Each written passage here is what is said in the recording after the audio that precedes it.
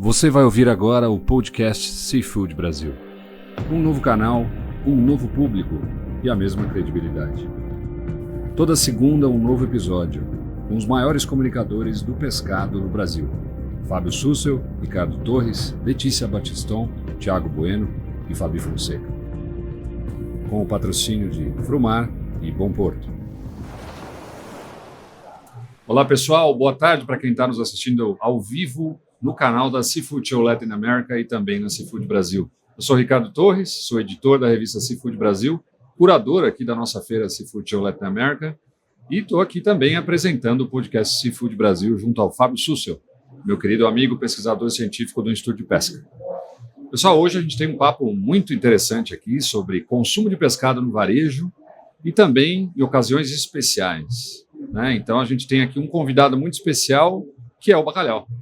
Então, acho que vocês estão vendo aqui, nós temos aqui o oferecimento nesse episódio do Bacalhau Bom Porto e temos também o próprio representante do clã Souza, eu diria, né?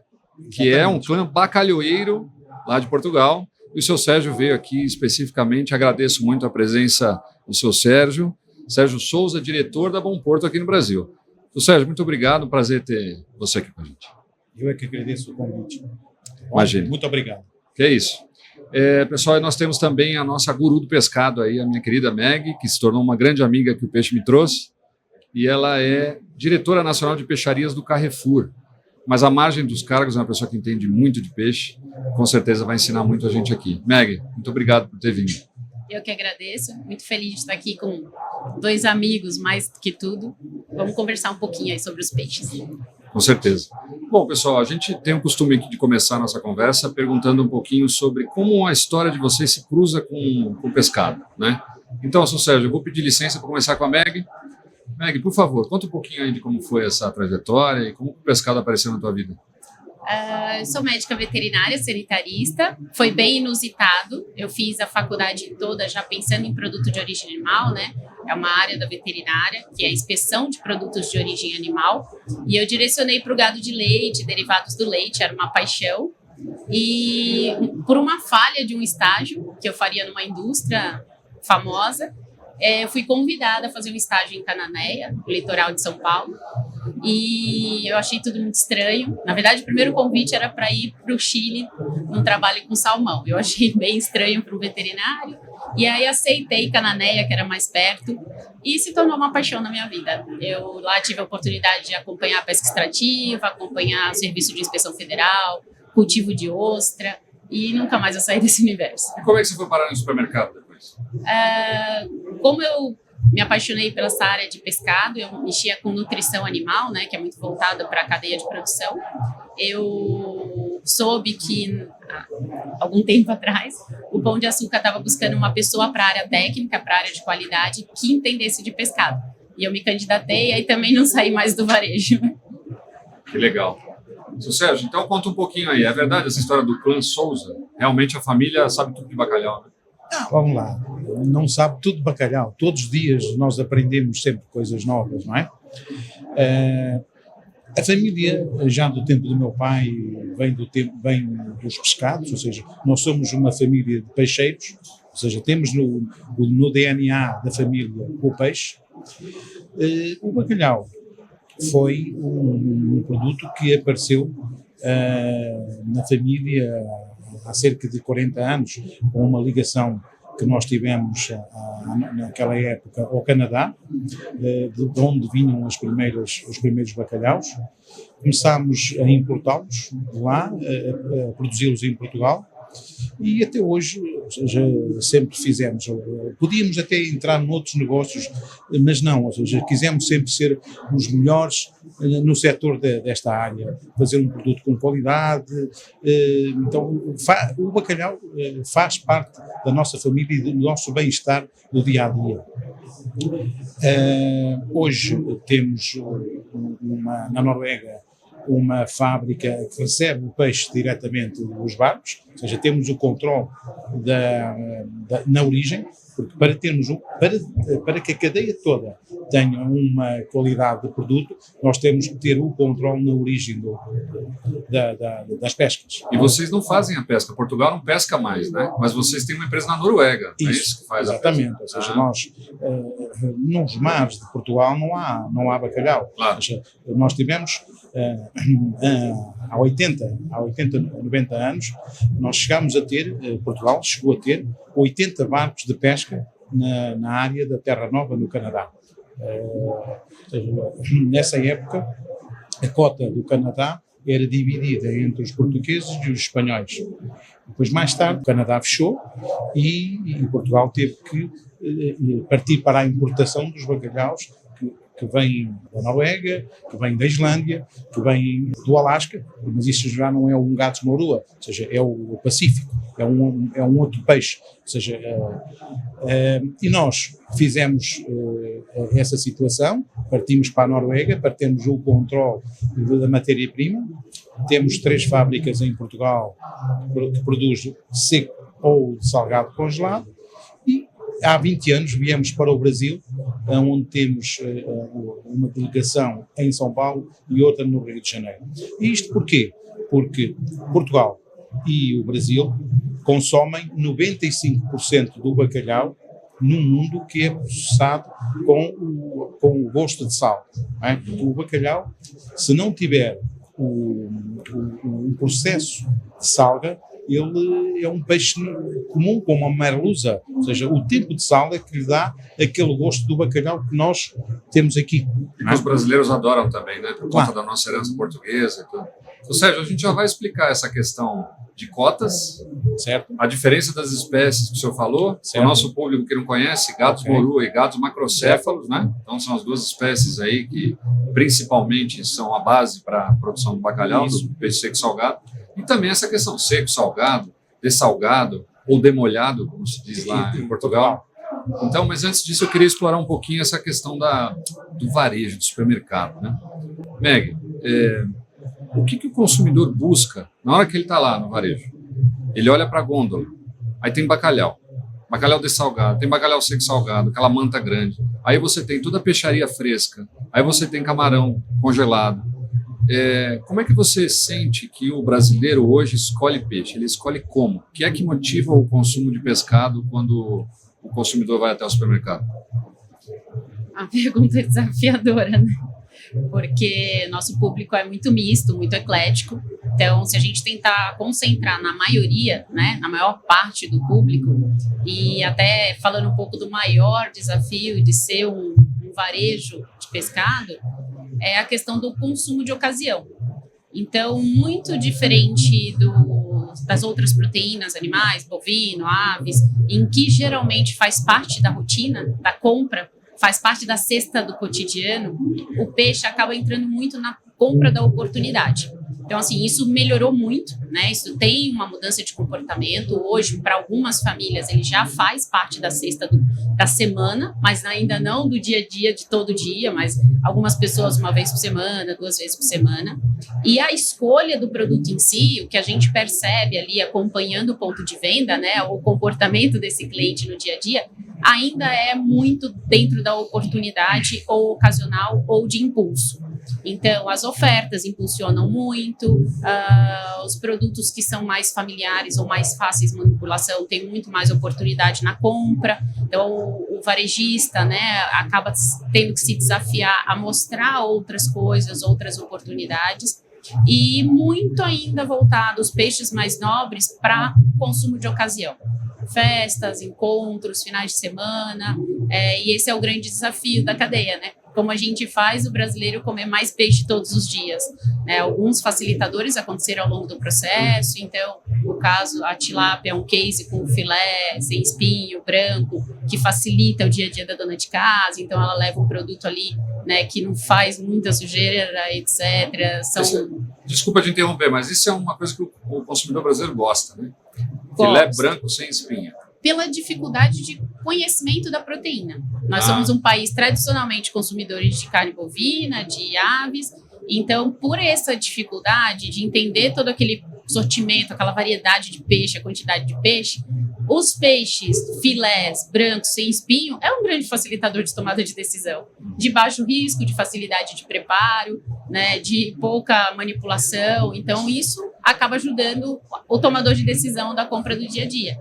Mas o que a gente vê é que, principalmente, programas de culinária, né, que tomaram conta das TVs mundialmente, a própria questão do que a gente viveu na pandemia, tem trazido cada vez mais o desafio ou desafiado esse consumidor a penetrar nesse mundo de variedade, de se desafiar em outras espécies. Mas eu acho que assim, ainda tem muito espaço para a gente melhorar essa relação com esse cliente, mostrar mais para ele o tamanho das oportunidades, o próprio bacalhau como cotidiano também e todas as outras espécies. Mas tem muito trabalho a ser feito disso, de ensinar mesmo, de ensinar, de demonstrar. Então, a gente tem algumas experiências, enfim, agora na Semana do Pescado, né, nós temos uma quinzena que a gente fala de fomento de consumo. Peraí, só para esclarecer, consumidor. Quer dizer que a gente tem uma Semana do Pescado que é uma quinzena, é isso mesmo? É uma semana de 15 dias. É só aqui no Brasil, né, seu Sérgio, que acontece isso.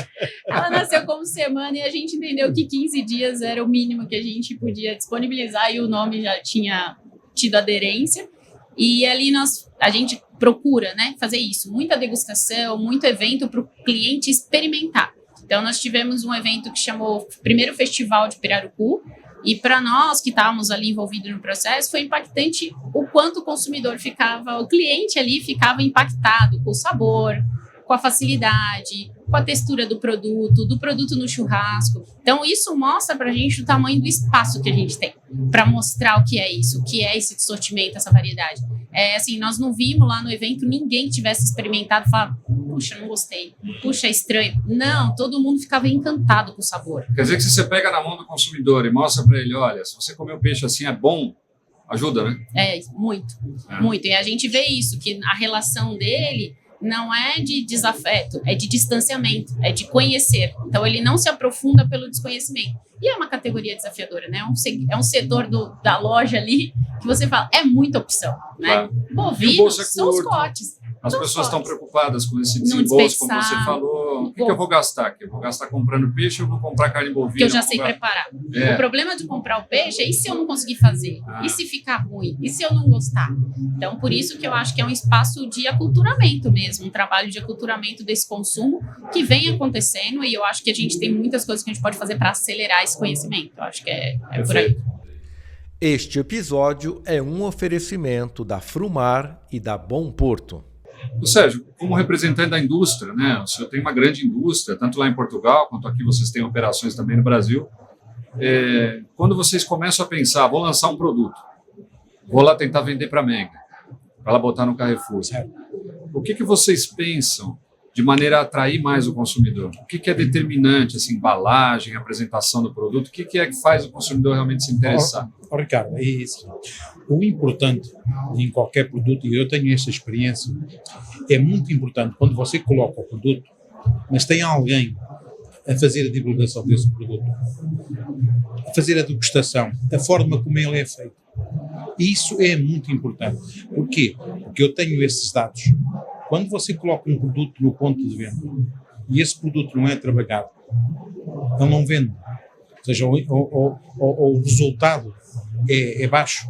Ou seja, você tem que ter uma promotora lá em que diz, olha, o bacalhau dá para fazer este prato, dá para fazer este, dá para fazer aquele.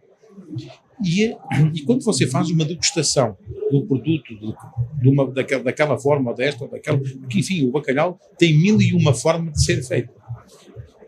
E quando você faz essa divulgação, eu vou dizer uma situação para você muito engraçada.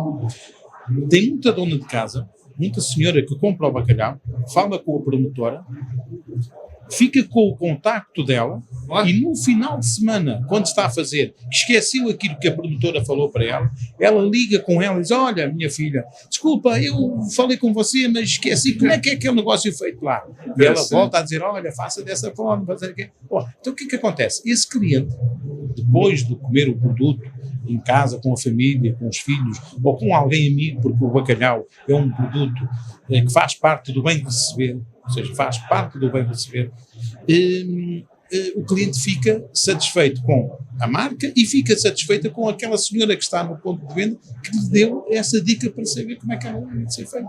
Claro. O que acontece? Não é produzir, não é fazer. O trabalho depois, no ponto de venda, é o mais importante, na minha opinião. Bom, essa receita, você falou de receita, né?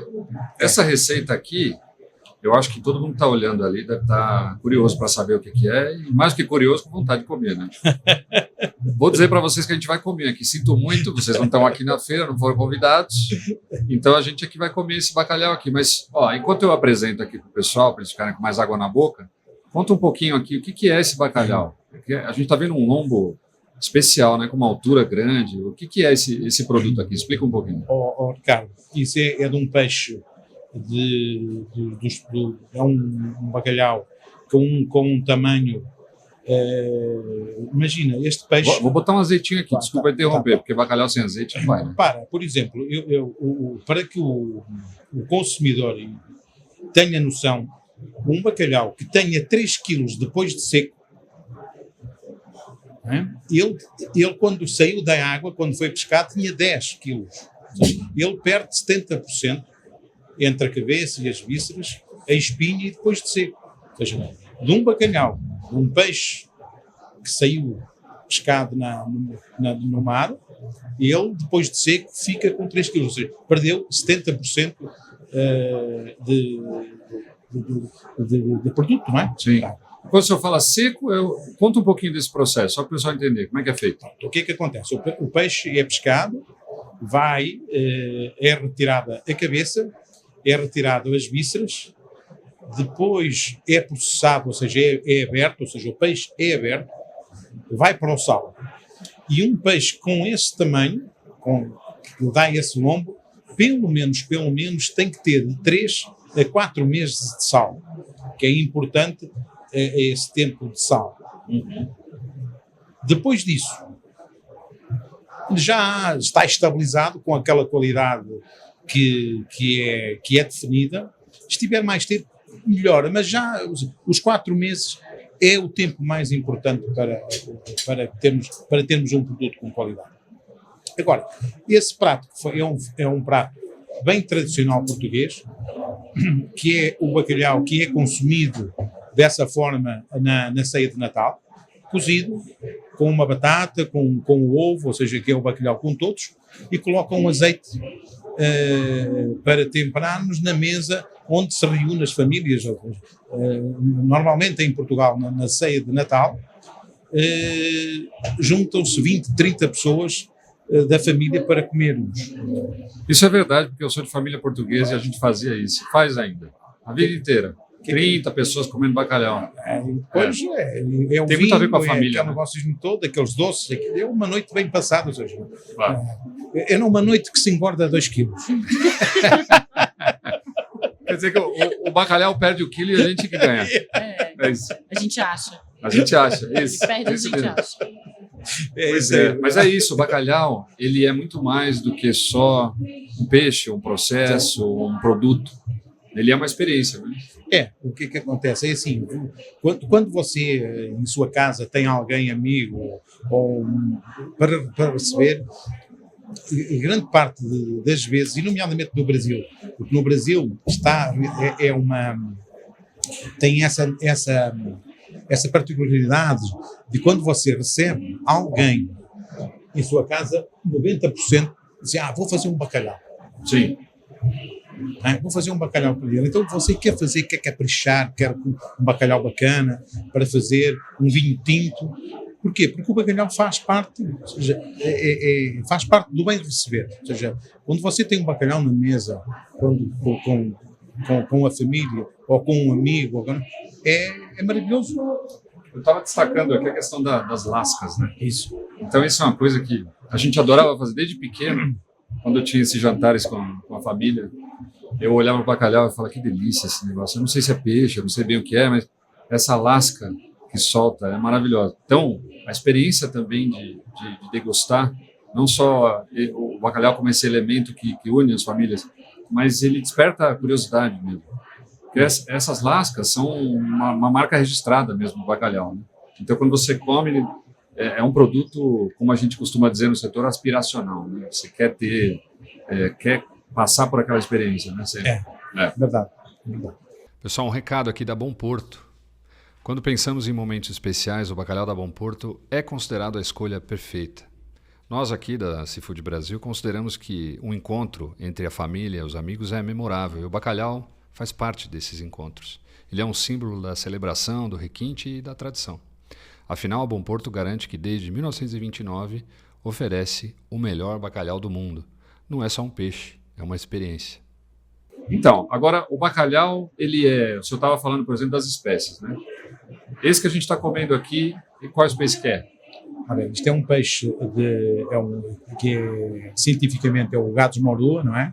Ele é pescado no Atlântico, ou seja, e o Gatos morua é um peixe do Atlântico Norte,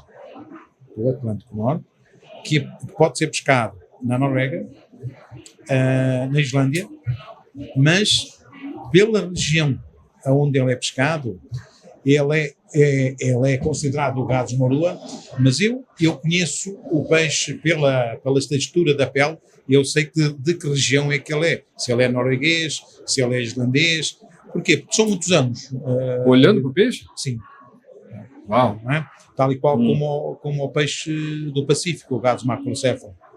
Eu consigo identificá-lo pela pele. E mesmo a comê-lo, ou seja, eu consigo identificar, quando estou a degustar o bacalhau, sei qual é a origem dele, mas isto também são muitos anos, são muitos quilos de bacalhau que eu comi durante esses anos todos. Eu queria perguntar uma coisa que talvez os chefes também tenham interesse em saber. Normalmente aqui no Brasil a gente tem o costume de comer bacalhau e tomar vinho verde, né? E uma vez que eu fui para Portugal, em Aveiro, que é a terra da minha avó, me serviram bacalhau e falaram, não, você vai tomar com vinho tinto. E aí, o que é melhor para acompanhar o bacalhau? O que acontece? Assim, nós estamos a falar, porque quando nós estamos, imagina, um Natal em Portugal, um Natal no Brasil. Sim. Estamos numa noite de Natal, depende da região do país, mas, por exemplo, na minha região de Viseu, uma noite de Natal pode estar -2, -3. Aí tem toda a lógica de tomarmos um vinho tinto, que é um vinho com um teor de mais elevado, e até um vinho numa temperatura de 18 graus. Enquanto você no Brasil, na mesma época, você tem uma temperatura de 30 a 35 graus. Aí tem um vinho tinto que é um pouco mais pesado, não vai tão bem como um vinho verde fresco. Mas isso, pela época e pelas temperaturas, tanto no Brasil ou em Portugal, são completamente diferentes. Mas normalmente os vinhos no Natal são tintos, mas se você comer um bacalhau em agosto em Portugal, são temperaturas na ordem dos 30 graus, um vinho branco vai muito bem gelado. Bom, enquanto o senhor degusta um pouquinho... Chega-me o azeite, por favor. Claro. Eu não servi com azeite, né? Ou pelo menos não botei o suficiente, porque tem isso, né? Olha, eu vou te contar uma piada muito engraçada. Diga. Na ditadura em Portugal, tinha o Salazar, que era, na época, o homem que governava Portugal. Eu li um livro que ele dizia, ele tinha, naquela época da dificuldade, havia o poupar, não é? As pessoas poupavam, ou seja, eram ensinadas a poupar. E o Salazar gostava muito de bacalhau, e ele dizia assim, um bom bacalhau quase que não necessita, e um mau não o merece. Mas não é o caso, ou seja, um bom bacalhau com um bom azeite também fica muito bom. Como é que dá licença? Sem dúvida. Sempre. Olha, enquanto o senhor faz aí de garçom, Meg, conta um pouquinho sobre a experiência do varejo de vender bacalhau, ou os bacalhaus, né? As espécies diferentes. As espécies. Então, assim, a gente encontra vários produtos hoje, né? Inclusive, houve uma diversificação interessante nos últimos anos e tal. Queria que você contasse um pouquinho, talvez um pouco sobre o perfil desse consumidor e em que ocasiões é que realmente acontece esse consumo aí de bacalhau. Eu acho que o bacalhau, ele sofreu todo um processo de amadurecimento no Brasil. Você, na sua fala, apareceu muito essa questão da tradição do consumo na festa, né? Da tradição do consumo no Natal, da tradição do consumo no momento festivo. E assim, o bacalhau seco salgado, ele exigia realmente todo um investimento, não só de desembolso, mas do preparo. Então, de você ter esse tempo, a dessalga, né, comprar com antecedência, ter todo um planejamento. A partir do momento que o mercado, o cliente, acho que mundialmente, né, com menos tempo, com mais demanda, e a indústria surgiu com a solução do bacalhau dessalgado congelado, eu acho que a mudança no varejo foi imediata.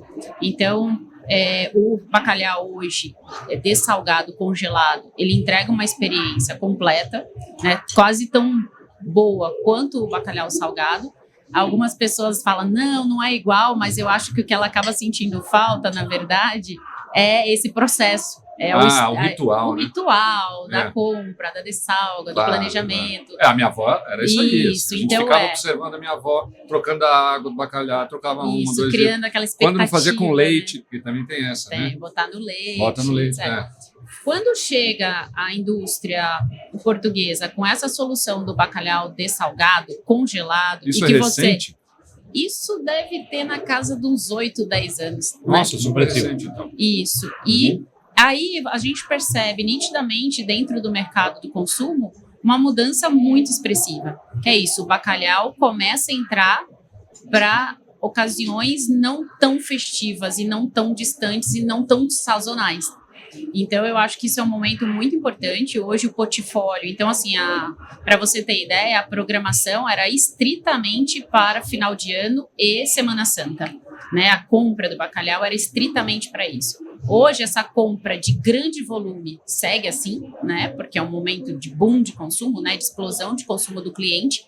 Mas você não pode mais não ter bacalhau ao longo do ano inteiro no ponto de venda. Não existe mais isso. Então, você vai de janeiro a janeiro num ponto de venda de varejo, de grande varejo, ou que aposta na categoria de bacalhau, e você vai encontrar tudo o ano inteiro. E vende tudo o ano inteiro. Lógico que não com a mesma curva de consumo. Mas, então, isso é interessante, que é isso, essa mudança de comportamento.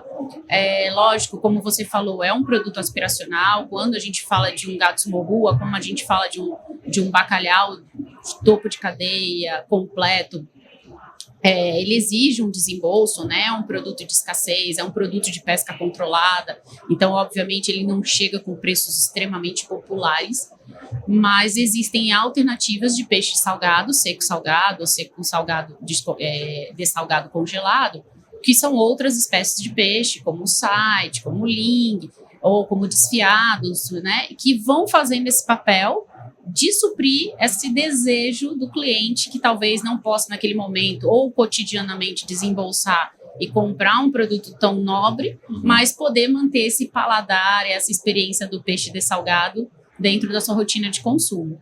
Então, assim, hoje, dentro do varejo, que você vê é isso. A gente saiu de um produto que há 20 anos atrás era estritamente sazonal. Raramente você chegaria numa loja em agosto e encontraria grandes quantidades de bacalhau.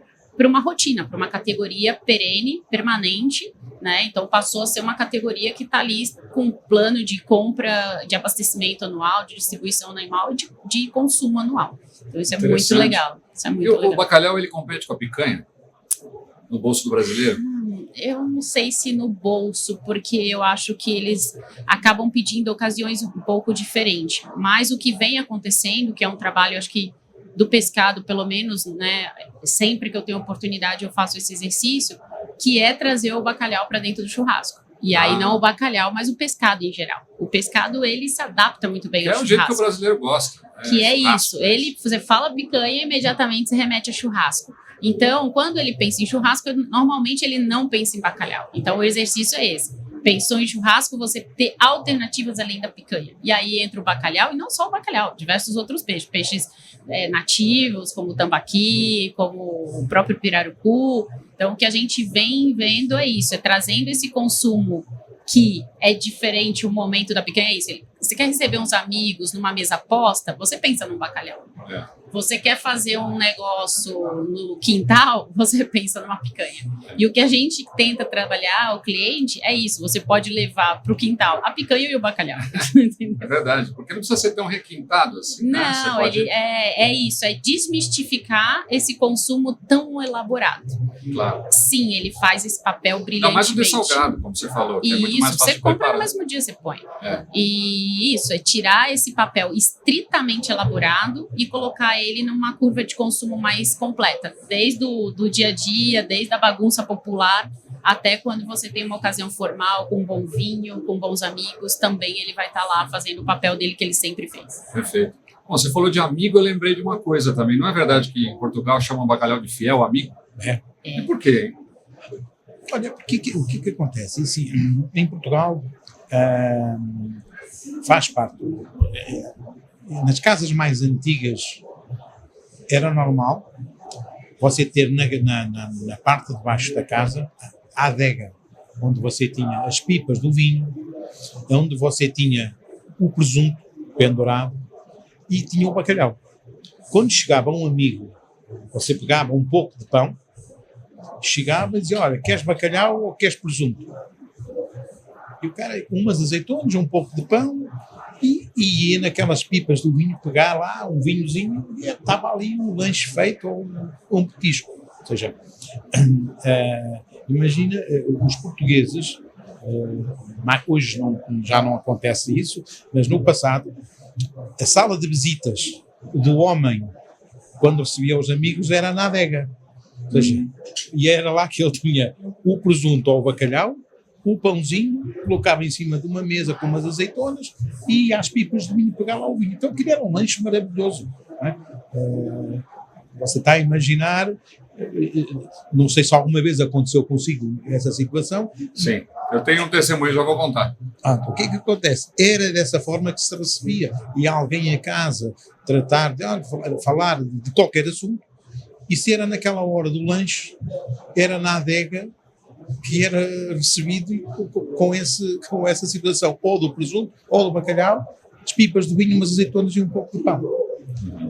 Maravilhoso. Isso era fabuloso. Eu vou contar uma história, então. Eu sei que, bom, vocês são os convidados, mas é que eu lembrei, como a gente está falando de Portugal, é uma coisa muito cara para mim, né? Então, eu estive em Portugal em 2016. Nesse ano, eu fui visitar a minha tia-avó, que eu não conhecia. Então, é na região da Gafanha da Vagueira, em Aveiro. Que Aveiro também é uma zona bacalhoeira. É onde né? nós temos também. Exatamente. Então, eu tive, inclusive, a oportunidade de visitar vocês lá. E avisei meio de sopetão que eu ia visitar minha tia-avó. Né? Quando eu cheguei, isso foi 15 de dezembro, mais ou menos. Né? Então, há 10 dias do Natal. O que ela fez? Ela tirou o bacalhau que ela tinha separado para o Natal e serviu para mim, chamou 15 parentes que estavam por lá, alguns vieram de outras cidades, para receber o parente brasileiro. E aí ela fez esse bacalhau para mim. Então, o que ficou claro para mim é que o bacalhau também é uma forma de transmitir o afeto. Exatamente.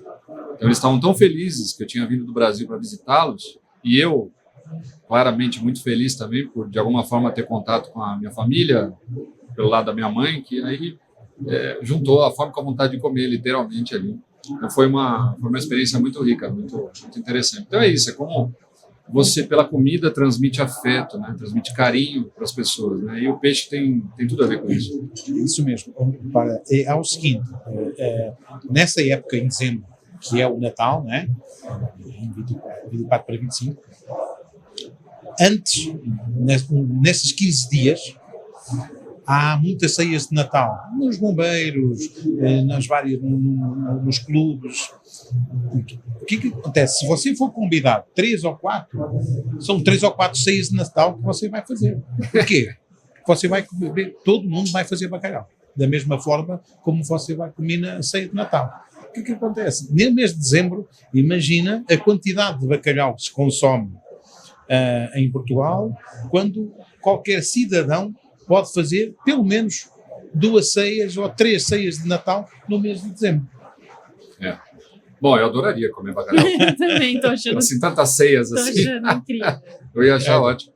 Agora, o consumo de pescado, de maneira geral, em Portugal é muito alto, né? O Brasil já não é tanto, se a gente falar consumo per capita, né? Mas também a gente tem que analisar que cada região do Brasil é uma história, né? Então, eu queria aproveitar a experiência da Meg também, trabalhar numa rede que está no Brasil inteiro.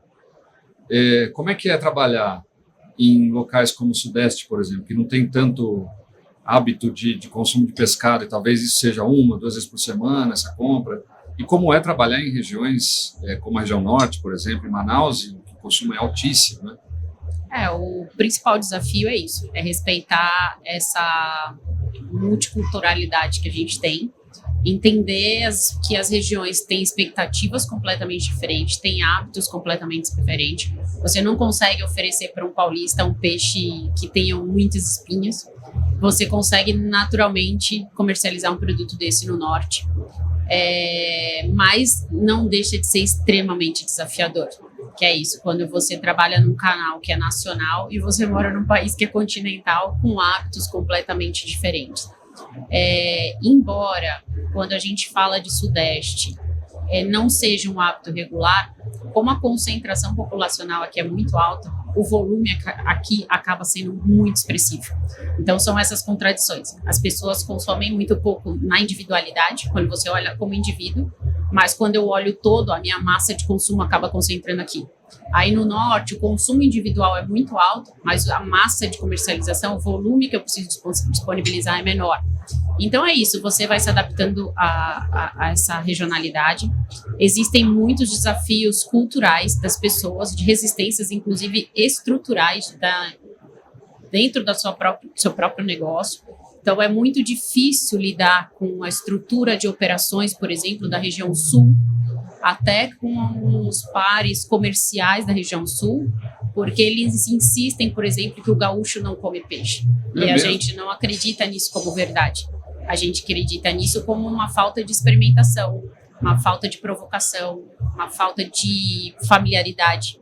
Mas aí quebrar essas barreiras é um trabalho para apaixonados, para quem está disposto a comprar a briga, a ficar batendo ali até quebrar aquela conchinha, mas é muito desafiador por isso, porque aí outras regiões, não, aqui só come peixe congelado, aqui o consumidor não come peixe fresco. Então, assim, a cadeia do pescado é uma cadeia formada de mitos, né? E isso não só no Brasil, eu descobri que mundo afora, mas aqui eu acho que é um pouco mais concentrado ou talvez menos desmistificado. Eu acho que muita coisa melhorou, principalmente nos últimos 15 anos. A gente conseguiu ter voz, a gente conseguiu chegar mais próximo do consumidor, né, ter mais materiais que falam com esse público, mas ainda tem muita coisa para desmistificar, ainda tem muito processo para ser construído, assim, nessa cabecinha do cliente do cotidiano, que chega na loja com o dinheirinho contado, e como você explica para ele que é um benefício, uma vantagem comprar um peixe e não uma paleta? Por que ele não vai comprar um acém e ele vai comprar um porquinho? Existe esse desafio ainda e, assim, é uma discussão que a gente tem, né? O varejo acaba assumindo essa responsabilidade ou, no caso de algumas cadeias de varejo, abandonando essa responsabilidade, porque ela é custosa, né? Ela custa para o negócio, ela custa na estruturação de equipe, ela custa no investimento no ponto de venda. Então, nós temos um exemplo aqui de um parceiro, como o seu Sérgio falou, que investe no ponto de venda, mas esse não é a maioria. Alguns parceiros, algumas indústrias acham que o pescado basta desenvolver um bom produto, uma boa embalagem e dar na mão do varejista. E não vai acontecer. Não vai acontecer sozinho. As indústrias que estão acompanhando a gente, eu sei que a gente está falando mais com o consumidor final, mas as indústrias que estão acompanhando a gente devem ouvir isso aí, porque foi um puxão de orelha aí, não foi? Foi. No sentido disso, que é um investimento que é necessário para a gente crescer a cadeia. Né? Então é isso, quando você pega uma empresa como a Bom Porto, que põe um investimento cotidiano nessa relação com o consumidor junto conosco, assume essa responsabilidade junto com a gente, então eu cedo o PDV, ele cede a promotora, a gente ensina a receita, a gente disponibiliza a estrutura da loja, isso todo mundo cresce. Então é isso, é o que eu falei, o bacalhau sai de um consumo estritamente sazonal para um cotidiano do cliente. Mas é isso é um aprendizado e algumas indústrias entendem que não é necessário, talvez, né? Talvez não é nenhuma má vontade, é esse amadurecimento mesmo dessa cadeia produtiva. É isso, como a gente tem um consumo retraído perto do nosso potencial, o principal canal é conversar com esse ponto de venda. E aí o varejista não consegue assumir isso sozinho. Lógico que a gente faz também por conta. Muitas lojas, muito peixeiro, manda cotidianamente para nós, Brasil afora, de tipo, tô fazendo degustação de tal produto, olha, eu fiz uma moqueca com tal peixe, estou servindo para os meus clientes. Isso é rotina do varejo. Mas é óbvio que a indústria tem que estar apoiando, tem que estar junto, tem que estar por trás, tem que estar suportando com a parte do insumo, né, com a parte até do ensinamento do produto, de contar a história do produto, né? Então, isso é uma coisa que a gente vem construindo e que quem faz bem feito, que é o caso do exemplo dado aqui, tem sucesso. A gente não tem dúvida que tem sucesso, porque são produtos excelentes, assim, não tem que eu falei, não tem como comer isso aqui e dizer é horrível. Não tem como. Não. Bom, eu recebi um aviso da produção aqui que eles querem que a gente separe bacalhau para eles, tá? E não vai ter. Isso é nosso. Olha, a gente está mais ou menos caminhando para o final aqui, mas eu queria aproveitar esse gancho que a Meg deixou. Essa sardinha que ela puxou, esse bacalhau que ela puxou para vocês, né, como indústria que faz, que é proativa, que é protagonista dessa história, é muito interessante, porque o consumidor que está ouvindo a gente, ele tem que ter a ciência de que realmente a gente, como cadeia, né, eu também faço parte dessa cadeia, a gente tem que pensar em como agradar corações e mentes do consumidor o tempo inteiro. Então, Sr. Sérgio, o senhor acha que realmente a indústria está fazendo seu papel assim junto ao varejo? Esse bate-bola aí, varejo, indústria, surte resultado, dá frutos aí para esse consumo? Com certeza. Como a Meg falou há pouco, o bacalhau há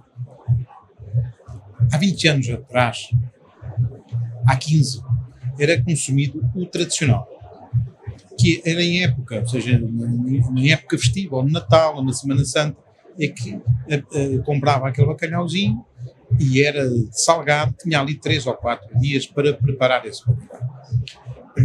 Dessa forma, eu reconheço que não é prático fazer isso. Porquê? Porque muitas das vezes, quando nós necessitamos de fazer um prato para um familiar, para um amigo que convidamos para a nossa casa, geralmente esses jantares são feitos ao final de semana, quando nós temos mais tempo.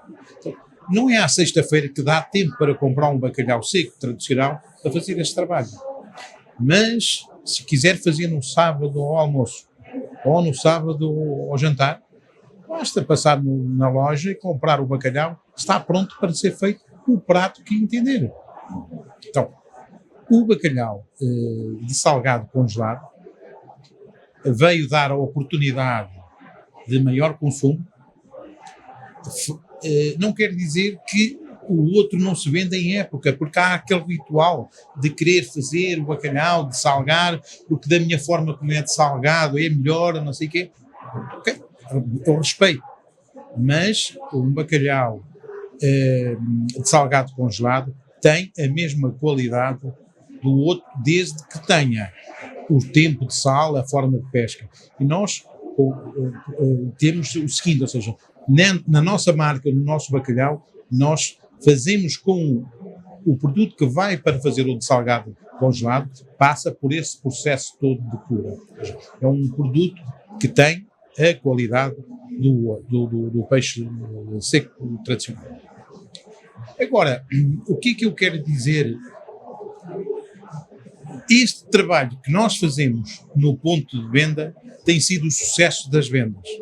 E eu transmito isto para toda a área do pescado, que é muito importante fazer este trabalho. Porque se nós não fizermos este trabalho, não temos resultados. Um produto que é colocado no ponto de venda sem divulgação, sem um trabalho, não tem resultados. Claro. É esta a minha opinião, é esta a minha experiência e é isto que eu tenho a dizer a todos os operadores e a todos os industriais da área do pescado, que este trabalho tem que ser feito para se ter resultados. Perfeito, Sr. Sérgio. Bom, antes da gente encerrar, eu queria fazer uma provocação para a Meg, que é a nossa embaixadora do pescado aí no Brasil. Meg, o consumidor e para o chefe que está ouvindo a gente, assistindo, por que a gente deve consumir mais esse pescado? Falar isso para uma apaixonada é complicado, né? Primeiro porque é saboroso, né? Primeiro porque você consegue comer a mesma proteína diversificada, que é coisa que as outras espécies a gente não consegue. Para comer carne é carne. Pode ser um corte diferente, mas é tudo carne. Peixe não. Você tem texturas diferentes, você tem origens diferentes, você tem os frutos do mar que nós nem passamos por eles aqui. Então eu acho que é um universo muito fascinante. Eu acho que é isso que me pegou no pescado. Você nunca finaliza o seu conhecimento, não só técnico, mas de consumo. Então, assim, a todo ano, a todo momento, eu sou surpreendida com uma nova espécie, um novo produto, um novo paladar, um novo sabor. E são coisas incríveis que a gente vê mundo afora, Brasil afora. Então, um polvo, uma ostra, uma veira, um peixe simples, uma trilha, um peixinho brasileiro barato, maravilhoso. Então, assim, o universo é tão rico, é tão encantador, do consumo ao conhecimento, que eu acho que é por isso que todo mundo tem que mergulhar um pouquinho, conhecer, se aventurar, que é um caminho sem volta.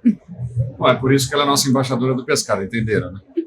Pessoal, queria muito agradecer a presença de vocês aqui. A gente está no meio da Seafood Show Latin America, vocês têm vários compromissos, mas foi um prazer muito grande esse bate-papo aqui, ainda mais com essa companhia do fiel amigo aqui, né?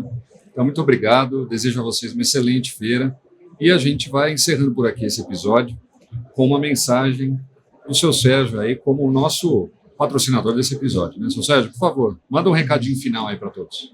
Eu quero desejar a todos no final do ano um ótimo Natal, junto das vossas famílias e com o bacalhau Bom Porto, obviamente. Claro, é isso aí. Estão comprando Carrefour. Pô, recados dados, pessoal. Então agora eu vou me despedir, porque afinal a gente tem um lombo para comer ainda. Tá bom? Então um abraço a todos aí, até o próximo episódio. Obrigado. Obrigado. Você acabou de ouvir mais um episódio do podcast Seafood Brasil. Um aquário onde você mergulha para saber as principais novidades do pescado. Toda segunda um novo episódio, com patrocínio de Frumar e Bom Porto. Até a próxima.